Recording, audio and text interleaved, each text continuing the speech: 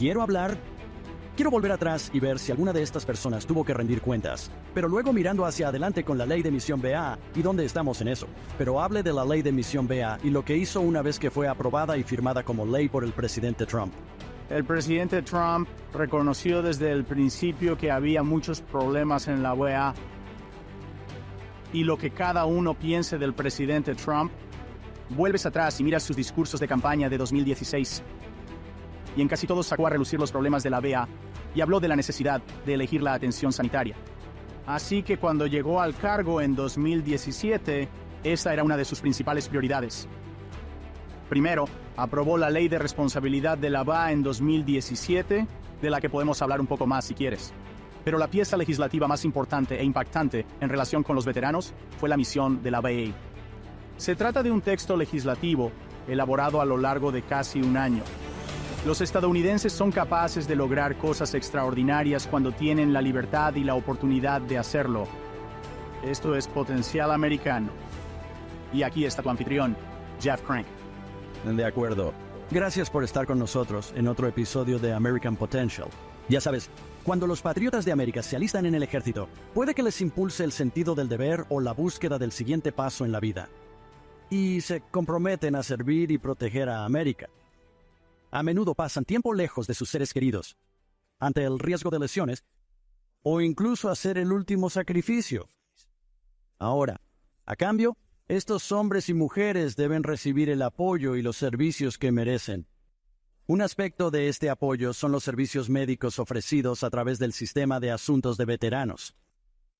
Sin embargo, hace una década, se reveló que a los veteranos se les denegaba la atención a través de un sistema oculto diseñado para manipular las métricas de rendimiento, asegurando bonificaciones para el personal de la BEA a costa de las vidas de los veteranos. Esto se llamó el Phoenix Escándalo BA. Como resultado de este escándalo, Concerned Veterans for America contribuyó a la aprobación de la VA Mission Act, que permite a los veteranos acceder a servicios sanitarios que tienen un tiempo de espera más corto o están más cerca de ellos que un centro de la VA. El invitado de hoy trabajaba para un congresista de Arizona durante esta época y se enteraba de las dificultades que atravesaban los veteranos.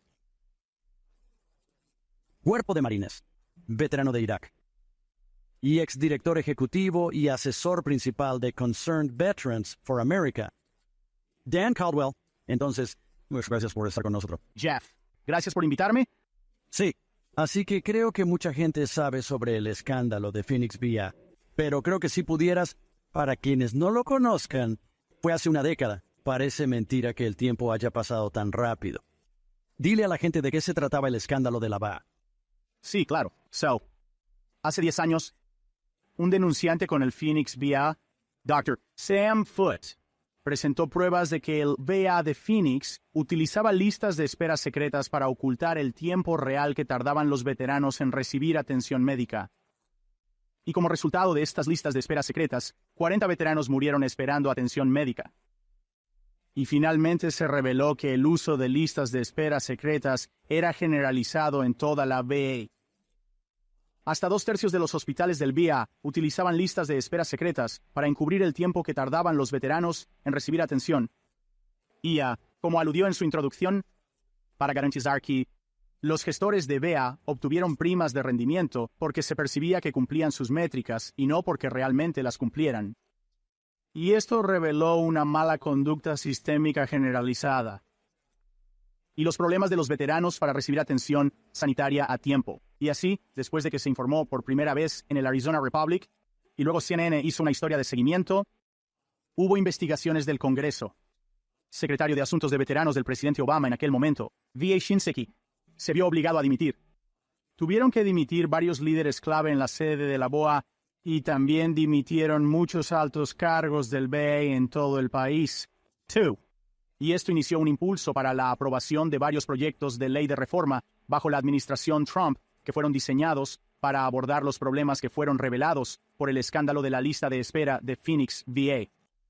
Creo que merece la pena tomarse un minuto para dar un paso atrás, sin embargo, y llegar a cómo empezó esto y por qué empezó.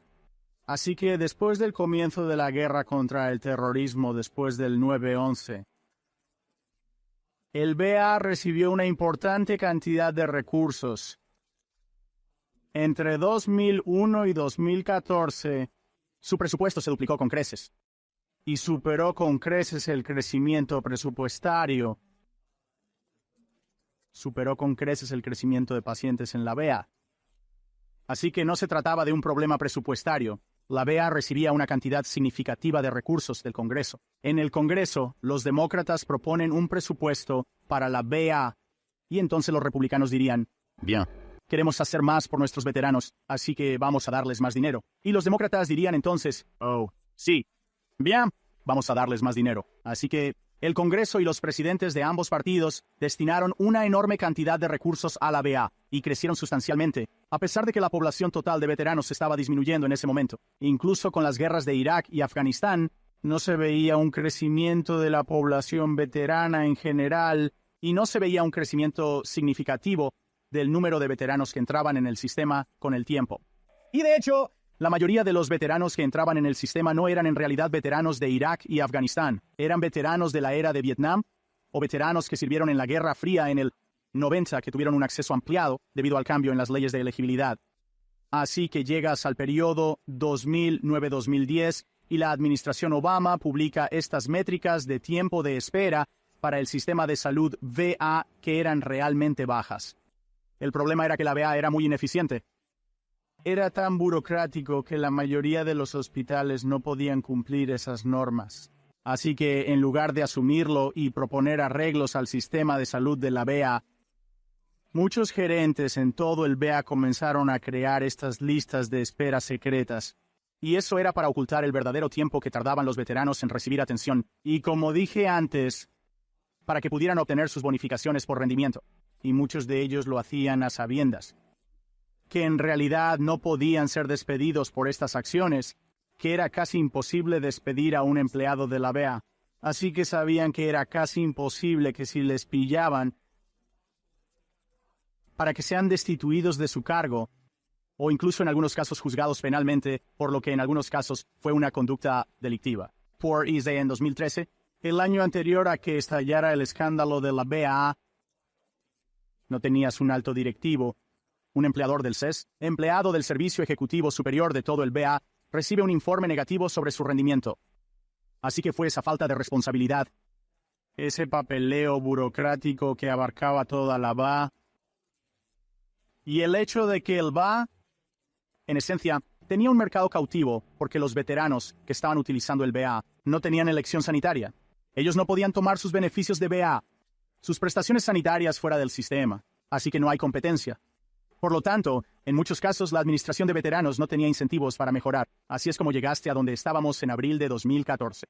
Tuvimos este escándalo masivo que desafortunadamente reveló que docenas, si no cientos de veteranos de todo el país, murieron esperando atención médica debido al uso de listas de espera secretas y a esta mala praxis generalizada.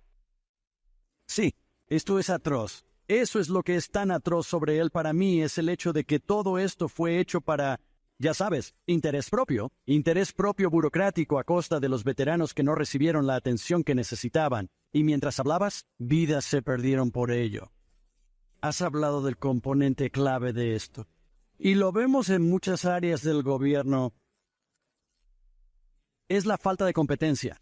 Este tipo de abuso puede producirse cuando se carece de competencia. Hablamos de ello en las escuelas públicas y acá a través de 12 y, ya sabes, ofreciendo diferentes alternativas y cómo eso abre un mercado libre y lo que eso hará. Pero eso también ha ocurrido con la atención sanitaria a los veteranos. Si todo está controlado por el VA y el VA tiene la intención de controlar a sí mismo, si no, que otros salgan a ayudar. ¿Cómo conseguir que un sistema se arregle o mejore si no hay otra alternativa? Creo que ha hecho un buen paralelismo con el debate sobre la elección de escuela. ¿Es que el sistema sanitario de la VA sabía que no tenía competencia? Que sabían que los veteranos del sistema no tenían otra opción que utilizar la asistencia sanitaria que les proporcionaban a través de los hospitales o centros médicos gestionados por el gobierno.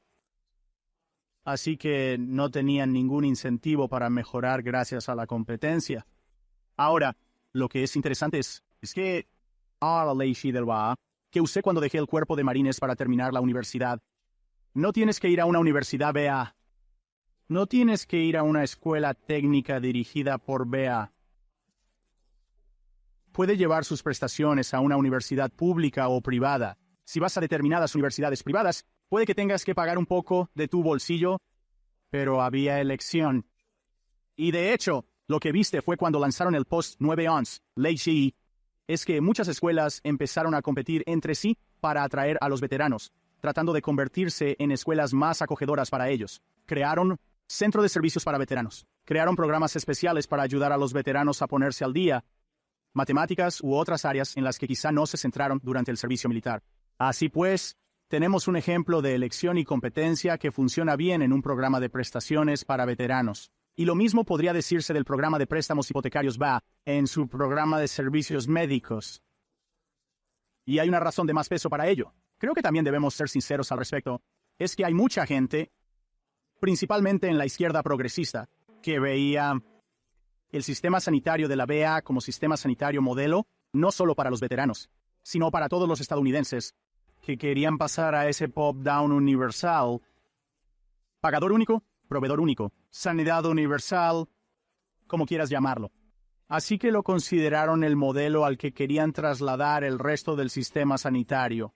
Y así que, por desgracia, que le introdujo un elemento político, especialmente bajo la administración Obama, donde tenías, durante este tiempo, un gran debate en torno a la implementación de Obamacare sobre si admitían que este sistema de arriba hacia abajo no funcionaba. Estaban admitiendo que sus ideas generales sobre la sanidad tampoco funcionaban tan bien, y por eso el debate se hizo desgraciadamente más intenso y probablemente más partidista de lo necesario.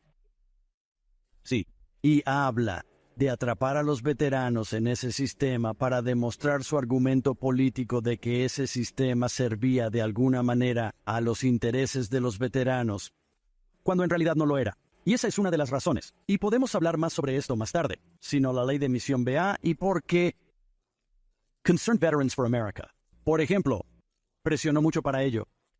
Bien, es garantizar que haya opciones para que los veteranos puedan elegir si quieren optar por un centro de la BA. Es su elección. Pueden hacerlo, pero si quieren elegir la atención comunitaria en otro lugar, podrían hacerlo, too. Pero ese es realmente el quid de la cuestión. Bien, es una vez que alguien queda atrapado en un sistema, el sistema se convierte en proteger el sistema en lugar de servir a los pacientes o, ya sabes, al servicio de sus clientes. Exactamente. Dijimos en su momento, y creo que Veteranos Conservadores por América lo sigue diciendo hasta el día de hoy, es que el BA estaba poniendo a los burócratas del BA primero, no el veterano. Y no es no de extrañar, no, porque ahí estaban los incentivos. Es que los incentivos del sistema en aquel momento eran que los altos dirigentes de la AUA se protegieran a sí mismos y se aseguraran de poder cobrar sus primas. Y los incentivos no eran para mejorar el sistema, para que sea mejor para los veteranos.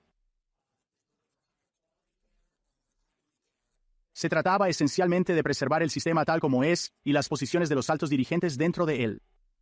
Sí. Así que ahora durante este escándalo BA, estabas trabajando con congresista David Schweiker de Arizona y escuchaste algunas de estas historias que los veteranos estaban teniendo. Comparta algunas de esas historias. Quiero decir, ¿cuáles fueron algunos de los temas que escuchó? Así que empecé a trabajar para el congresista Schweiker de mediados a finales de 2011 y empecé a trabajar en casos de constituyentes veteranos en su oficina de distrito. Y con el tiempo mi papel fue creciendo, pero siempre lo tuve como parte de mi cartera. Y durante los 2 primeros años que estuve allí, y en realidad yo diría que hasta el final, todo el tiempo que estuve allí, nuestro caso número 1 de solicitud de trabajo tenía que ver con los veteranos de prestación o el desgarro diferido en el Hospital de Veteranos de Phoenix. Y no era solo la atención tardía en el sentido de que, no consigo cita hasta dentro de 6 meses. Eso era bastante común.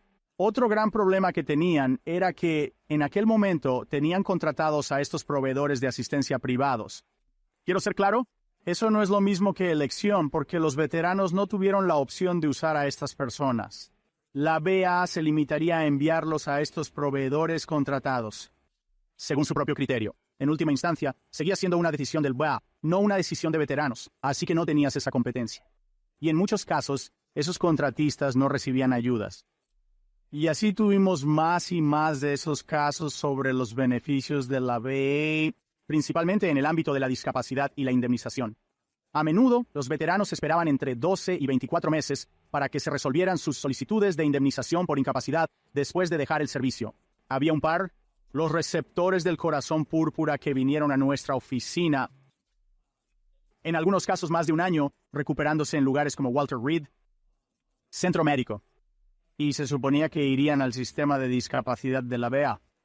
Y tenían lagunas en el momento en que empezaban a recibir sus incapacidades del VA desde que salieron del sistema de base militar. Y así estos tipos que habían sufrido, en algunos casos, graves ruinas, se encuentran en una situación en la que no pueden pagar el alquiler o el alojamiento. Así que nuestra oficina, y defender a nuestros electores. Así que vimos esto entre 2011 y 2013. A finales de 2013, salí del despacho del congresista y fue entonces cuando me fui a trabajar para Veteranos Conservadores por América. Y CBA en ese momento, cuando me incorporé, ya había identificado este problema como uno de los principales dentro de la comunidad de veteranos. Es que el VA no estaba proporcionando la atención oportuna o beneficios y ya se les estaban ocurriendo ideas para arreglarlo. Así que para cuando el Arizona Republic, el periódico de mi ciudad, y luego la CNN publicó la historia, CBA ya había dado la voz de alarma sobre estas cuestiones. Y luego el hecho de que esto saliera a la luz, que estaban usando listas de espera secretas, tenemos una serie de soluciones que pueden ayudar a solucionar este problema. Y a partir de ahí es donde realmente pasamos al modo de desarrollo de políticas de defensa. Sí. Bien. Y usted habla de esa defensa y desarrollo de políticas. Por el escándalo, en primer lugar, la Choice Act. Y 4 años después, se aprobó la ley de la misión VA. Sí. ¿Cuáles son las diferencias entre ambos? Y me encantaría oír la implicación de CBA en ello e impulsarlo. Sí, claro. Así que en 2014, en respuesta al escándalo de las listas de espera de la VA, el Congreso aprobó un proyecto de ley que fue diseñado para hacer 2 cosas.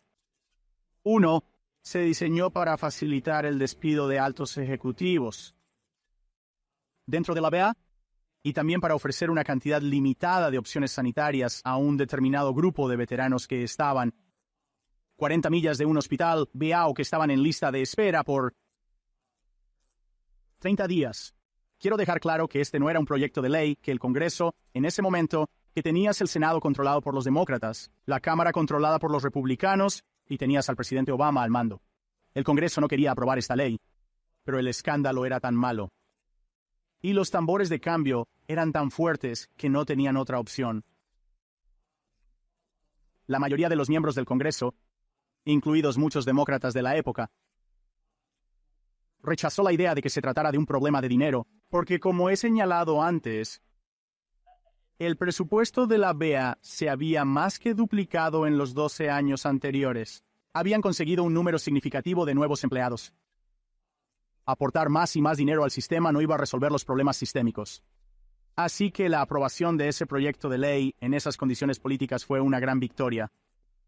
Y creo que si no hubierais tenido un escándalo de VA de la magnitud que habéis tenido, un proyecto de ley como ese nunca se habría aprobado debido a la naturaleza partidista del debate en torno a la sanidad en aquel momento.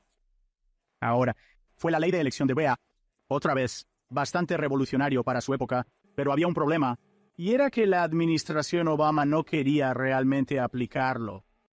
Y así lo hicieron. Durante los 2 años que estuvieron en el cargo, la socavaron y la aplicaron indebidamente. Y de hecho, no defenderían demandas contra la parte que facilitaba el despido de altos ejecutivos. En realidad se pusieron del lado del sindicato del sector público y del Federación Americana de Empleados Públicos. Y eso es ¿por qué? Aunque fuera realmente revolucionario, no era un proyecto de ley perfecto, pero aún así fue una legislación revolucionaria para la VA, porque al final no tuvo el impacto que muchos esperaban. Y ahí llegamos a la administración Trump con la VA Accountability Act y la VA Mission Act. Sí. Bien, y hablemos de la ley de la misión VA. Y quiero hablar.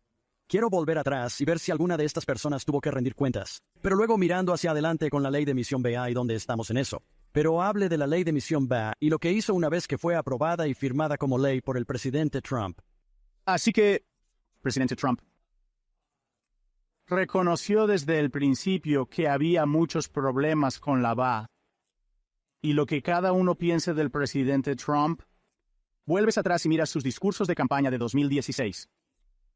Y casi todos sacó a relucir los problemas de la BA y habló de la necesidad de elegir la asistencia sanitaria. Así que cuando llegó al cargo en 2017, esta era una de sus principales prioridades. Primero, aprobó la Ley de Responsabilidad de la BA en 2017, de la que podemos hablar un poco más si quieres. Pero la pieza legislativa más importante e impactante en lo que respecta a los veteranos fue el misionero BA. Se trata de un texto legislativo elaborado a lo largo de casi un año. Y había elementos dentro de la DEA e incluso dentro de la administración del presidente Trump que lo compró, principalmente su primer secretario de la BA, secretario Shulkin. No lo querían porque secretario Shulkin, por desgracia, fue capturado por la burocracia de la BA. El presidente Trump lo despidió, poner a alguien nuevo, y entonces en ese punto realmente creó las condiciones dentro del Congreso, junto con la defensa, nos han servido reputaciones para América. Ordena a Americans for Prosperity y a varios otros grupos que elaboren este proyecto de ley verdaderamente transformador, la ley de la misión BA. Lo que hizo la VA Mission Act fue cambiar fundamentalmente la forma en que los veteranos acceden a la asistencia sanitaria de la VA. Eliminó muchas de las normas arbitrarias de tiempo de espera y distancia de la ley de elección de VA.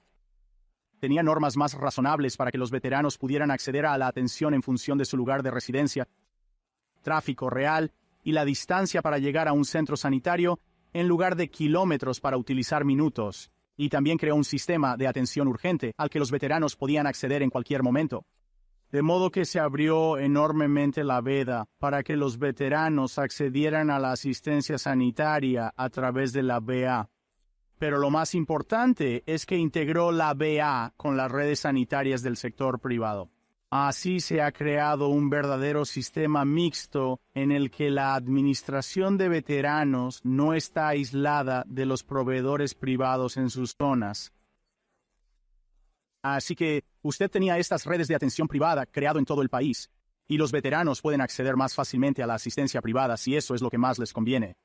Ahora, no llegó hasta donde queríamos llegar, que es elección plena, pero fue un gran paso. Y sobre todo con la introducción de esas clínicas de atención urgente y las redes de atención privada, puso a la VA en un camino en el que ahora tenía que competir por los veteranos. Y que los veteranos tuvieran más opciones o menos probabilidades de quedar atrapados en el sistema de la VA. Y creo que aunque el VA tiene un largo camino por recorrer, la VA Mission Act transformó realmente la VA de una manera que no se había visto desde realmente el final de la Segunda Guerra Mundial y la ha colocado en una posición mucho mejor. Otra vez, como he dicho, la VA sigue teniendo algunos problemas. Aún debe mejorar en varios aspectos, pero la vía con la que estamos tratando hoy no es la VA con la que tratamos en 2014, y eso se debe a la ley de emisión de VA y la ley de rendición de cuentas de VA aprobadas durante la administración Trump. Entonces, ¿qué buena razón tiene la VA aparte de proteger a los suyos y al sistema? ¿A limitar la elección de los veteranos? ¿Por qué no? Quiero decir, parece lógico que cualquiera que se preocupe por los veteranos diga, bien, los veteranos deben poder elegir dónde recibir atención sanitaria. ¿Qué explicación lógica dan que no sea la obvia? ¿Que es que solo están tratando de proteger su propio sistema? Bien, la lógica y la burocracia no suelen ir de la mano, pero les daré algunas de las razones que aducen. No estoy de acuerdo con ellos. De hecho, algunos de ellos me enfadan un poco. Bien, una de las razones que aducen es que los veteranos no son lo bastante inteligentes para gestionar su propia atención sanitaria. Esto es literalmente lo que dicen. Es que el sistema sanitario privado es demasiado confuso.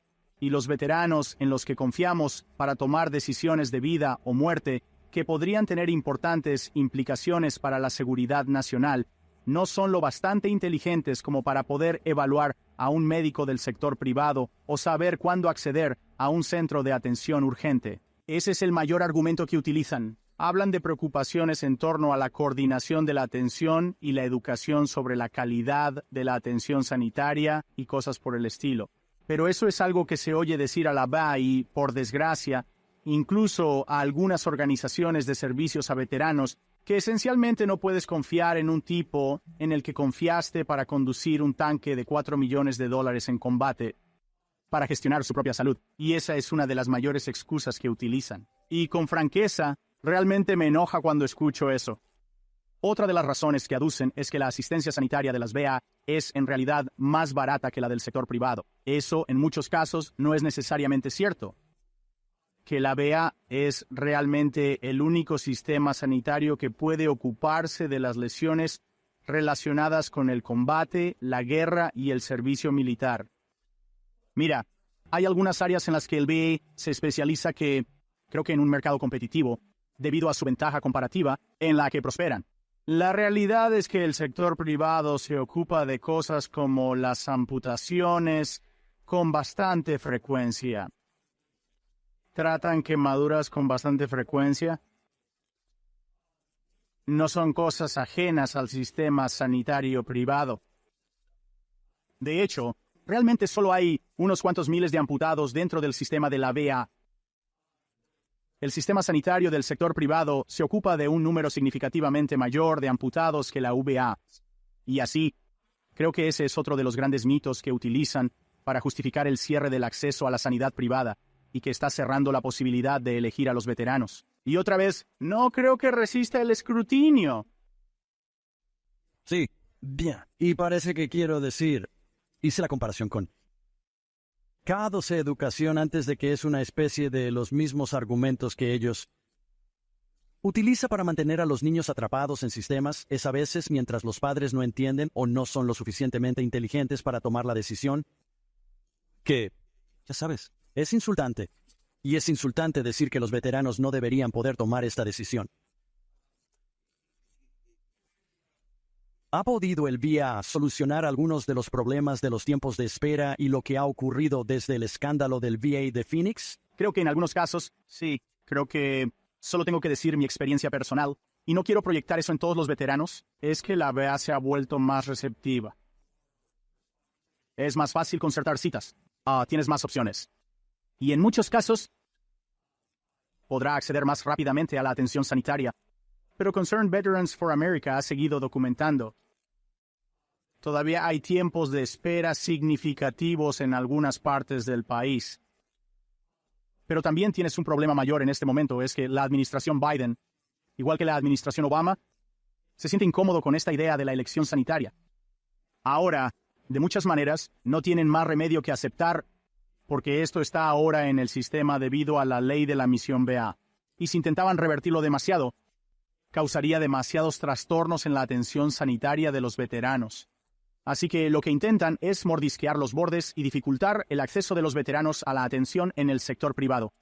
Ellos también, igual que la administración Obama, no están defendiendo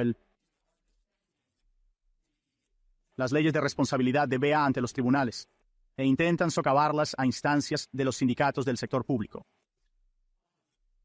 El otro gran problema ahora mismo en la VA es que parte de la ley de emisiones era que la VA debía realizar lo que se llama una revisión de la infraestructura de activos, donde iban a evaluar todos sus hospitales, todas sus clínicas médicas y ver si seguían siendo necesarios, si necesitaban encogerse, expandirse o ser vendidos, y luego los veteranos de esa zona accederían a la atención a través de proveedores contratados. Esto es básicamente para asegurar que la huella de los centros médicos del VA se alineara con la población de veteranos de hoy en día.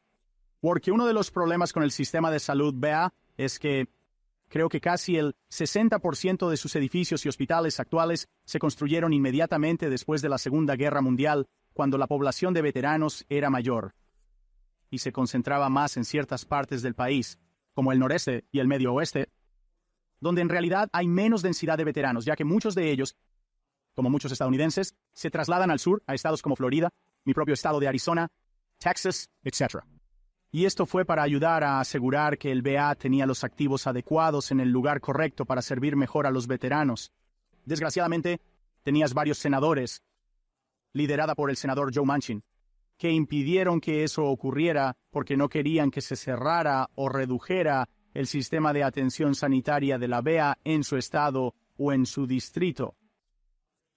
dieron prioridad a lo que consideraban sus propios intereses políticos, principalmente al servicio de los sindicatos del sector público, que son grandes contribuyentes a determinadas campañas políticas por encima de lo que es mejor para los veteranos. Y la realidad es que en muchos casos, esto no habría supuesto menos puestos de trabajo en su distrito, porque seguía habiendo necesidad de estos proveedores médicos. Muchos de ellos se habrían ido al sector privado. Es poco probable que los edificios hayan permanecido inactivos durante mucho tiempo. Se trataba sobre todo de proteger los tipos de empleo de los certámenes, y se trataba de empleos públicos que también están obligados a afiliarse a sindicatos del sector público y, por tanto, a pagar las cuotas de estos sindicatos, lo que libera dinero para que estos sindicatos lo destinen a campañas políticas.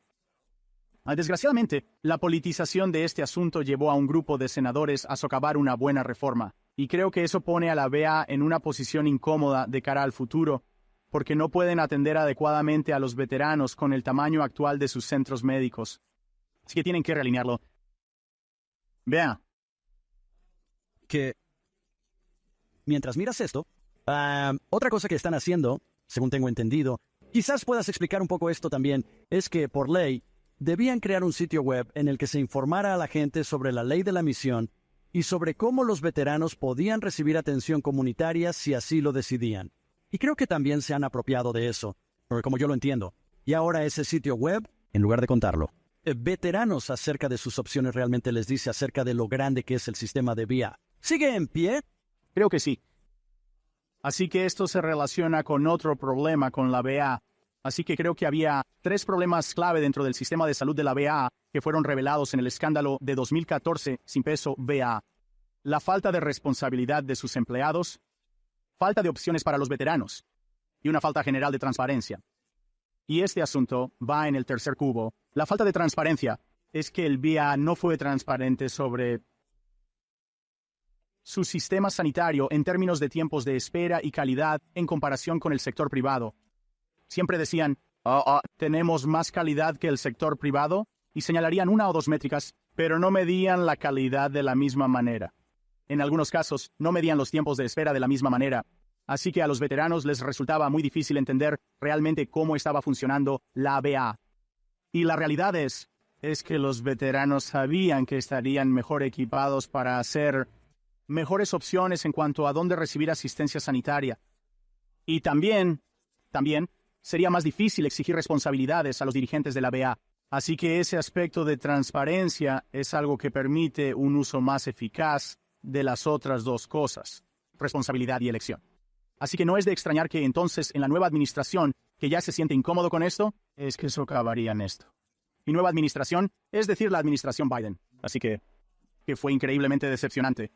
Y pienso, mira, en todo el gobierno falta transparencia, pero en este caso es particularmente atroz porque se trata de una agencia que, sinceramente, tiene un largo historial de mala conducta y de no proporcionar la atención adecuada a los veteranos. Y transparencia, la luz del sol es el mejor desinfectante para las burocracias gubernamentales que están fuera de control y tienen una mala conducta sistémica. Sí. ¿Alguno de estos que estuvieron involucrados en el escándalo de Phoenix VIA, alguien tuvo que rendir cuentas o todos fueron ascendidos y recibieron su bonificación? Bien. Tenías Sharon Hellman, que dirige el Hospital de Veteranos de Phoenix. Finalmente fue despedida, y creo que fue condenada por un delito grave. Pero el delito no tenía nada que ver con las listas de espera de la VA. Tuvo que ver con el hecho de que aceptó legalmente, y no me lo estoy inventando, aceptó ilegalmente entradas para Beyoncé de un lobista o algún tipo de contratista federal. El jefe de personal y otras personas del hospital de D.C. fueron despedidos, pero se tardó casi 2 años en despedirlos debido a cómo... ¿Honoristas? El proceso de despido de la VA era incluso para ejecutivos de alto nivel. Muchos empleados del SCS han sido desplazados de sus puestos. Muchos de ellos fueron trasladados a puestos de poca responsabilidad. El secretario de la VA, Eric Shinseki, dimitió. También dimitió o fue despedido el director general del sistema sanitario de la VA. Así que hubo un puñado de personas responsables. Pero para ser honesto, no había suficientes. Y no hubo suficientes responsables penales. Porque al fin y al cabo, Esta mala conducta claramente provocó la muerte de veteranos. Y en muchos casos, condujo a peores resultados sanitarios para los veteranos. No utilizo este término a la ligera, pero creo que se podría argumentar que en muchos casos se trató de un homicidio por negligencia y no se responsabilizó a suficientes personas por ello. Y eso es una decepción persistente para mí. 10 años después del escándalo. Sí, bien. Ha sido un movimiento increíble.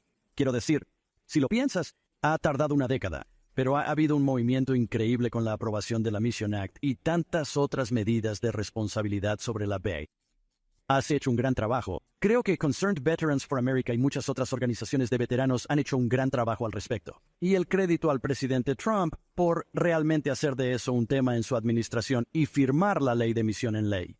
Pero queda mucho trabajo por hacer para aguantar. ¿Veteranos? La responsabilidad de la administración de veteranos. Estoy de acuerdo. Y creo que este ha sido uno de los mayores logros políticos del presidente Trump. Y quiero que quede claro, el equipo de Concerned Veterans for America desempeñó un papel clave en este sentido. También, Americans for Prosperity fue un gran socio. Ellos también desempeñaron un papel clave, también, junto con un montón de aliados dentro de la administración Trump. No solo el propio presidente Trump, pero tenías gente como Darren Selnick, que era asesor principal del CDA. Entró en la administración Trump y jugó un papel clave. Mucha gente de la administración se aseguró de que así fuera. Y cuando había gente impidiendo esto en la administración, fueron despedidos. Y eso era bueno. Y así fue la guerra. Fue un gran esfuerzo y mucha gente le dio prioridad y lo convirtió en el problema. Y sin todo eso, sin el apoyo de las bases, sin el apoyo de los responsables políticos, sin apoyo de personas clave dentro de la administración Trump, nunca habría ocurrido. Así que si la gente quiere participar y llevar esto al siguiente nivel y ayudar a hacer la defensa de veteranos healthcare avanzar más allá de la ley de la misión, ¿cómo lo harían? Háblenos un poco más de CBA. Bien. Sé que mis antiguos colegas de Concerned Veterans for America siguen haciendo un gran trabajo al respecto. Puede visitar su sitio web en ToolWithDoThibXR. Todavía lo sigo. Sigo tomando medidas a su centro de acción que tienen en su sitio web. También puedes seguirlos en Twitter en Concerned Vets. Otra vez, están haciendo un gran trabajo, no solo en la atención sanitaria a los veteranos, sino en política exterior, sobre el gasto y también sobre otras cuestiones, too. Así que, por favor, écheles un vistazo. Y hay muchas formas de participar, ya sea en línea o si estás en un estado en el que tienen un capítulo de campo para que te involucres en alguna de sus apps de campo. Así que otra vez, visite su sitio web, thebuntos.org o encuéntralo en Twitter y Facebook. De acuerdo. Dan Wilbertson, gracias en primer lugar por su servicio a nuestro país como veterano usted mismo, sino también por el gran trabajo que ha realizado para ayudar a conseguir un mejor acceso a la atención sanitaria de calidad para los veteranos de nuestra nación. Ha sido un gran trabajo y ha sido genial tenerte. Bien. Gracias por invitarme. Jeff. Ya lo creo. De acuerdo. Bien. Este es otro ejemplo. Hablamos de esto todo el tiempo. Hemos hablado de la educación de los niños a los 12 años. Falta de responsabilidad. Son un sistema que se alimenta a sí mismo. Y eso se ve aquí con el sistema de asistencia sanitaria de la Administración de Veteranos y con la transparencia y la capacidad de elección que supone dar a los ciudadanos la libertad y la oportunidad de salir y elegir por sí mismos la asistencia sanitaria que quieren recibir. O en el caso de el asunto K2, la educación que quieren proporcionarse a sí mismos o a sus hijos. Es revolucionario. Es la diferencia entre un mal sistema y un buen sistema.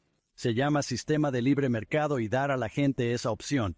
Así que gracias por escuchar este programa y este episodio y por todo el gran trabajo para Concerned Veterans for America que han hecho para ayudar. Arrojar luz sobre esta terrible tragedia ocurrida hace 10 años, pero también para cambiar y llegar al menos a la ley de misiones. Pero aún queda mucho por hacer. De acuerdo, libertad. Se dan fácilmente por sentados. No lo des por sentado. Sal y defiende la libertad. Defiende la libertad. Gracias por unirte. Gracias por escuchar American Potential. Podrás escuchar más historias de estadounidenses que trabajan cada día para ampliar la libertad y las oportunidades en sus comunidades.